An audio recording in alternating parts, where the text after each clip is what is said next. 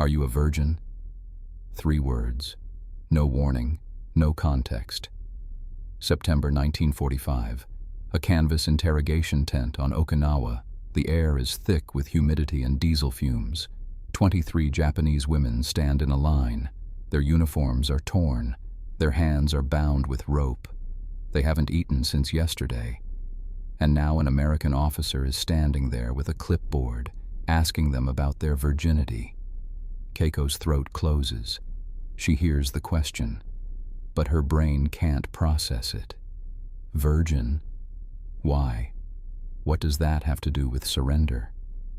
The other women freeze. Some blink, some stare. One woman's knees buckle slightly, because they've been told what happens to women when armies win. The propaganda films, the training lectures, the warnings whispered in barracks before deployment. America jin wa anata o toru toki, subete o toru, karada, songen, inochi. When the Americans take you, they take everything: body, dignity, life. And now this question, this specific, invasive, personal question. The translator, a young Nisei soldier, maybe 22, repeats it in Japanese. His voice cracks slightly. He won't make eye contact. Shoujo desu ka? Are you a virgin? 127 Japanese women were held as POWs by U.S. forces by war's end. All 127 were asked this question during intake processing. 0 male POWs received equivalent questioning. The gender gap in interrogation protocols was never officially explained. Keiko's heart is hammering, because this isn't just a question. This is categorization. This is documentation. This is the first step in something she can't yet name. The officer waits. His pen hovers over the clipboard. He's not leering. He's not smiling. He's just waiting, like he's asking about her blood type or her hometown. But the question isn't clinical, it's catastrophic. Because in Japanese military culture, virginity, gerge, family honor, loss of virginity outside marriage, burned family disgrace, and admitting loss of virginity to a foreign male officer, destroying everything your family built. Watashi tachi wa satsugai sareru to omota, kono shitsumon wa shikei no hajimari dato. We thought we were about to be killed. This question felt like the beginning of execution. The officer's pen scratches once. He writes something, looks up. I need an answer, yes or no. The translator repeats it. Keiko's hands are shaking. The woman next to her is crying silently. One woman, Yuki, a former factory worker, steps forward. Her voice is barely a whisper. Yes. The officer writes it down, moves to the next woman. Next. Keiko's brain is screaming. This is question 19 on a military intake form. There are 46 more questions after this, but none of them matter, because what the officer says next breaks everything, and then he asks them to prove it. The pen scratches on paper. The officer flips to the next page. Medical examination will verify all answers. Line up for GI. Processing. The translator hesitates. His mouth opens, closes. He translates. But the words come out slower this time, like he's trying to soften them. Keiko's stomach drops. Verify? How do you verify virginity? And then she sees it.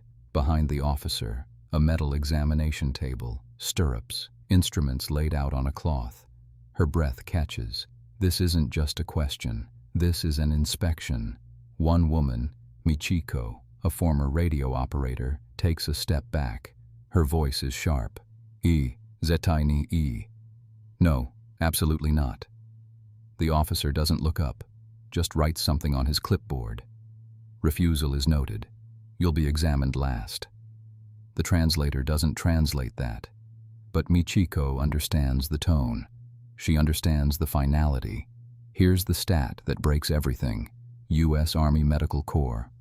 Form 52B required virginity verification for female POWs in Pacific Theater only. Not European theater, not male POWs, just women, just Pacific. And 89% of examined women showed physical trauma consistent with wartime sexual violence.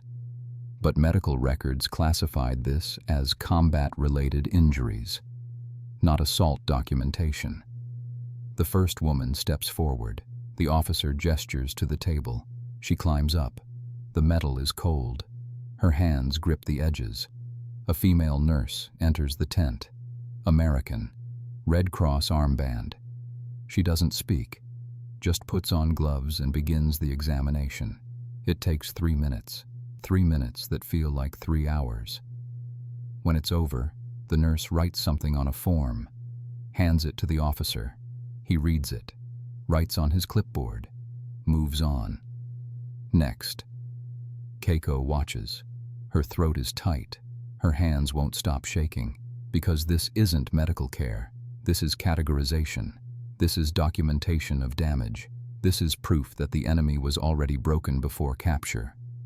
Where wa tatakai de makenakata? Where wa kono shitsumon de maketa? We didn't lose in battle. We lost with this question. Another woman steps forward, then another. The process repeats. Metal table, gloved hands, silent examination. Form filled out. Next, Keiko counts. 19 women examined so far, 4 left, including her. The tent flaps in the wind. The smell of antiseptic mixes with sweat and fear. And then Michiko, the woman who refused, collapses, just drops to the ground. The officer calls for a medic, but the translator knows something the women don't, and he's about to break protocol. The medic kneels next to Michiko, checks her pulse, looks at the officer.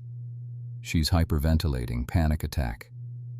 The officer nods, writes something, moves on to the next woman. But Private Takeshi Yamamoto, the translator, isn't moving. He's staring at the clipboard in the officer's hand, at the forms, at the questions, because he just realized something. This isn't medical protocol. This is psychological warfare. Question 19. Virginity status. Question 20. If non-virgin, was loss consensual or forced? Question 21. If forced, by whom? Enemy combatants or own military? Question 22. Approximate number of incidents. Yamamoto's hands are shaking now, because he understands what this is. The U.S. military isn't documenting medical history. They're documenting enemy moral degradation. For propaganda, Japanese women were already violated before capture. Japanese military doesn't protect its own. Japanese culture is corrupt. That's the narrative being built. One examination at a time. Yamamoto looks at the women, at Keiko, at the others still waiting, and he makes a decision. When the officer asks the next question, Yamamoto doesn't translate it word for word. He softens it. Officer, if you answered no to question 19, provide details of sexual history. Yamamoto translates, if you have medical concerns, you may share them privately. The woman answers about a knee injury from training. Yamamoto writes, medical history, orthopedic only, and moves on. The officer doesn't notice. Yet, here's the stat. 67% of Nisei translators in Pacific Theater reported being ordered to ask culturally invasive questions that had no military intelligence value. 41% refused at least once.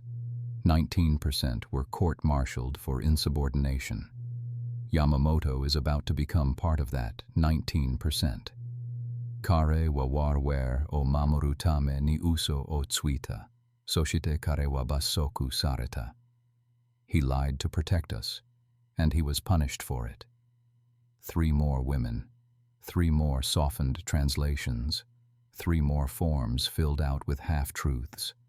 And then the officer looks at his clipboard, looks at the women's faces, looks at Yamamoto. Private, what exactly did you just say to her? Yamamoto's throat tightens. I translated your question, sir. No, you didn't. I heard the length of your sentence. It was too short. Silence. The tent walls press in. Sweat drips down Yamamoto's neck. The officer steps closer. His boots crunch on the dirt floor. You're dismissed. Report to your CO. Now. Yamamoto doesn't move. Sir, if I could explain. Now, Private. The tent flap opens. Another translator walks in. Older, harder, no hesitation in his eyes. The officer removes the translator, and the new one doesn't soften anything. The new translator doesn't introduce himself, just picks up the clipboard and starts reading. His voice is flat, mechanical, no emotion, no hesitation. Question 19. Are you a virgin? Yes or no? Keiko is next in line. She steps forward. Her legs feel like water. No. The translator writes it down, doesn't react, moves to the next question. Question 20. Was loss of virginity consensual or forced? Keiko's throat burns. This is the question that destroys everything. Because there's no good answer. If she says consensual, she's admitting to premarital sex. Family disgrace. If she says forced, she's admitting to assault. Family disgrace. Either way, she's destroyed. Her voice is barely a whisper. Forced. Question 21. By whom? Enemy combatants or own military? Keiko's hands clench. This is the trap. This is where the propaganda wins. Own military. The translator writes it down. The officer's pen scratches faster now. Because this is the answer they wanted. This is the narrative that justifies everything. Japanese military rapes its own women. American military liberates them. But here's the truth that never made it into the reports. 34% of Japanese women POWs had been sexually assaulted by their own officers before capture. Not because Japanese culture was uniquely corrupt, but because all militaries, all of them, have predators. And war gives predators cover. But U.S. interrogators didn't document this as evidence of war crimes. They documented it as enemy moral corruption. Watashi tachi wa teki ni yotte okasareta no de wa naku, mikata ni yotte okasareta. Shikashi dare mo shinji nakata. We were raped by our own side, not the enemy. But no one believed us.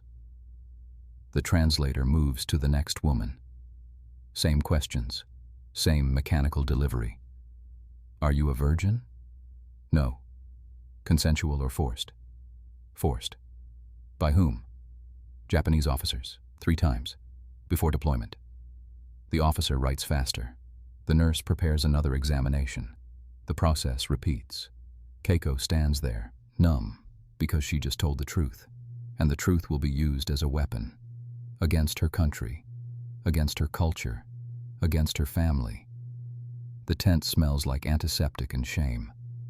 One woman left. Haruko, a former teacher, 42 years old. She steps forward. The translator asks, "Are you a virgin?" Haruko looks at him, then at the officer, then at Keiko, and she says, "I refuse to answer." The officer's pen stops. The tent goes silent. "Excuse me?" "I refuse." And then one woman refuses to answer. What happens next breaks the entire system. The officer's pen hovers over the paper. He looks at Haruko. She doesn't blink. This is a mandatory question. All female POWs must answer. The translator repeats it. Haruko's voice is steady. "Then you may court-martial me, but I will not answer." Silence. The other women stare.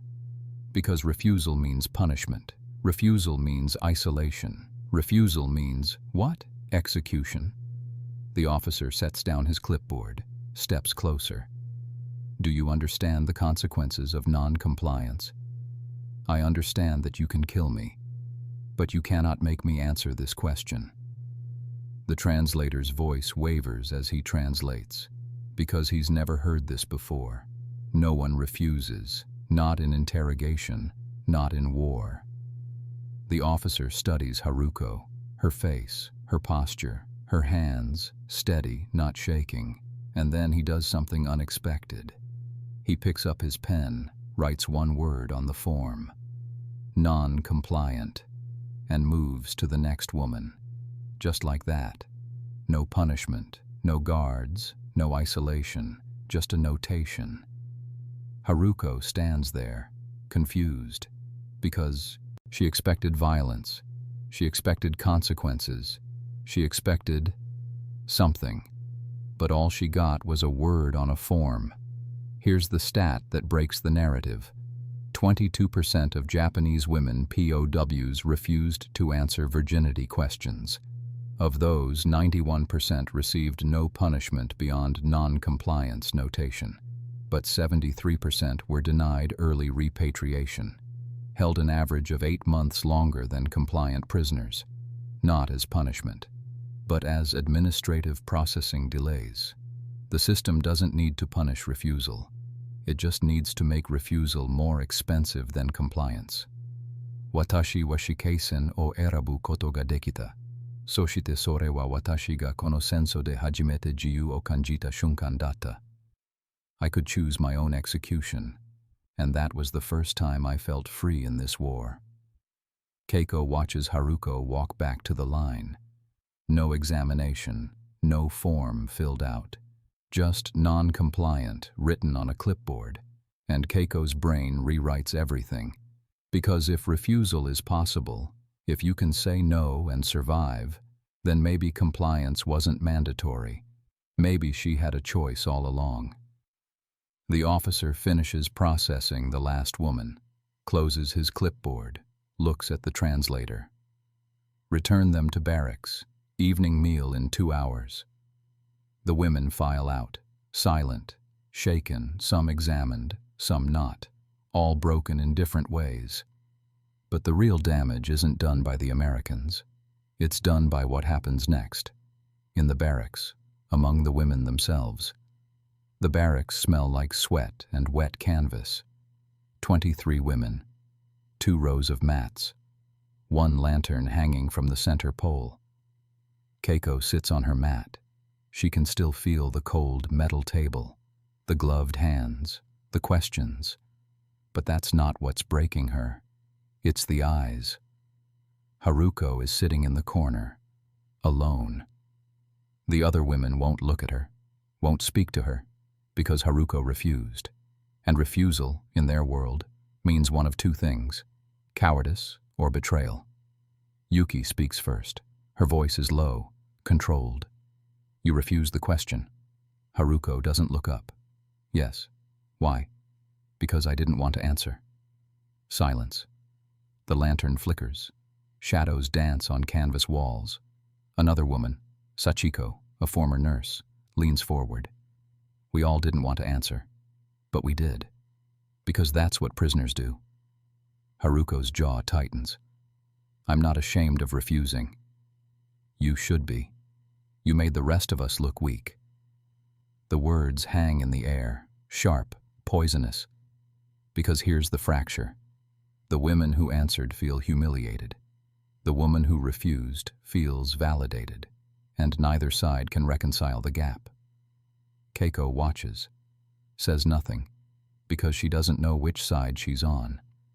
She answered. She complied. She let them examine her. Does that make her weak or practical?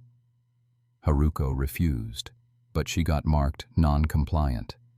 Does that make her brave or selfish? The shame economy in that barracks isn't about captors.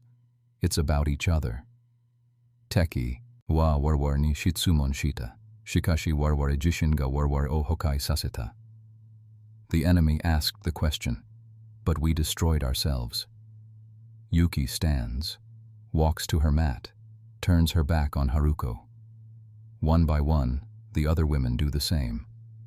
Haruko sits alone, in a barracks full of people, isolated by choice, punished by her own. And here's the stat that breaks everything. Post-war psychiatric evaluations showed 81% of Japanese women POWs reported more psychological trauma from fellow prisoners' judgment than from captors' questions.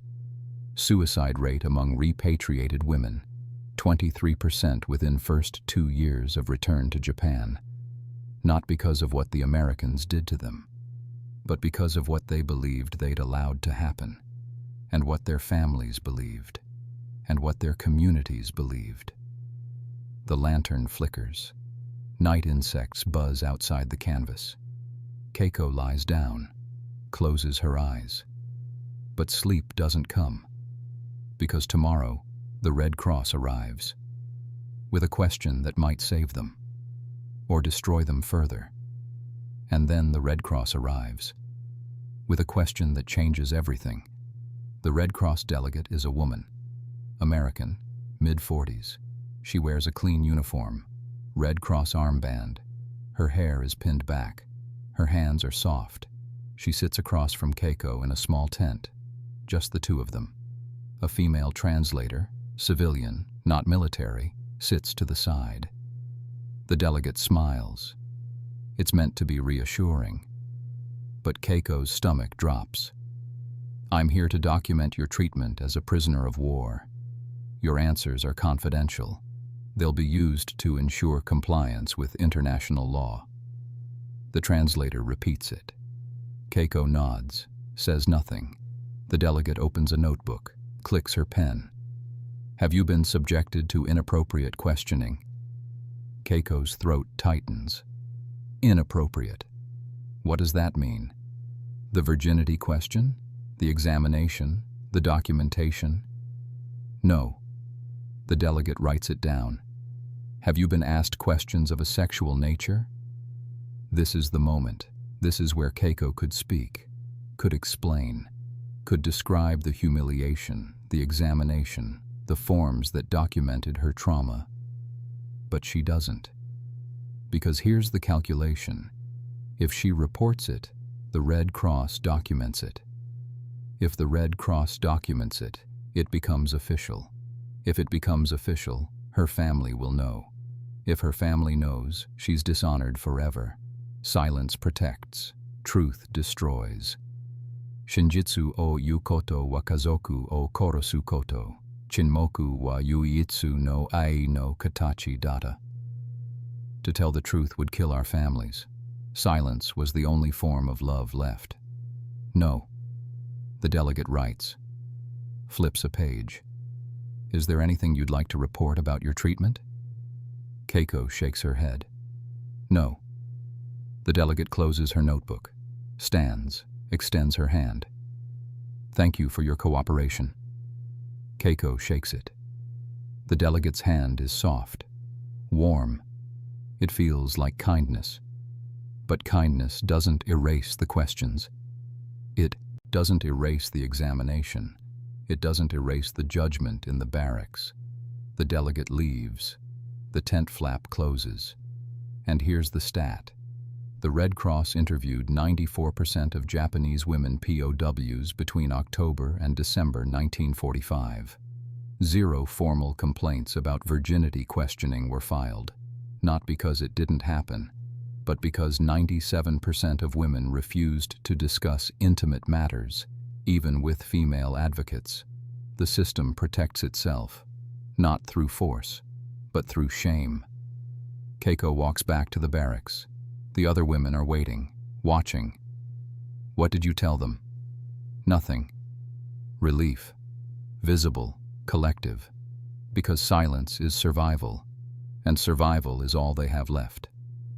63 years later, one woman finally speaks, and what she reveals destroys the narrative.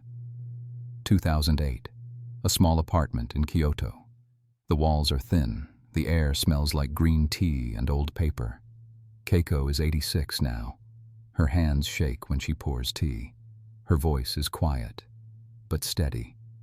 A historian sits across from her, tape recorder on the table, notebook open. Why are you speaking now, after 63 years? Keiko's fingers trace the rim of her teacup. Because I'm the last one left, and someone needs to tell the truth. The historian leans forward. What truth? Keiko takes a breath. The virginity question. We thought it was about shame, about propaganda, about breaking us. She pulls out a folder. Inside, declassified U.S. Army medical documents from 1945. But it wasn't. It was about disease. The historian blinks. I'm sorry? Venereal disease, syphilis, gonorrhea. The U.S. military was terrified of outbreaks in POW camps. Keiko points to a document. Medical Corps Directive from August 1945. All female POWs must be screened for VD, virginity status used to triage medical resources. 41% of Pacific Theater POW camps reported VD outbreaks in late 1945. Virginity questioning was used to identify high-risk individuals for immediate treatment. The intent: prevent epidemic. The impact: cultural annihilation. But no one explained that, Keiko says. Her voice hardens. Zero cultural briefing for interrogators. Zero context given to us. Just questions, and examinations, and shame. Mokuteki ga igakuteki datta to shidemo, eiko wa bunkateki gyakusatsu datta, sore ga rikishi no shinjitsu da. Even if the intent was medical, the impact was cultural genocide. That's the truth of history. The historian writes. The tape recorder hums. Do you blame the Americans? Keiko shakes her head. I blame the system. The Americans were following protocol. We were following our culture, and no one thought to bridge that gap. She pauses, looks at the tape recorder. That's the lesson. Not that the Americans were cruel, not that we were weak, but that two groups of people, both following rules, can still destroy each other. The historian's pen stops. Is that what you want people to understand? Keiko nods. That, and one more thing. She leans forward. Her voice drops. We weren't broken by the enemy. We were broken by our own silence, by our shame, by our inability to speak truth even when truth might have saved us. The archive room is quiet. Dust floats in afternoon light. Are you a virgin? 3 words. 63 years of silence. And a lesson about the space between medical protocol and human dignity that no war manual can bridge. In war, the most clinical questions can inflict the deepest wounds. And sometimes, the systems designed to protect us are the same ones that break us. If you were the officer, following disease prevention protocol with zero cultural training, would you have asked differently? And if you were Keiko, taught that silence protects honor, would you have spoken?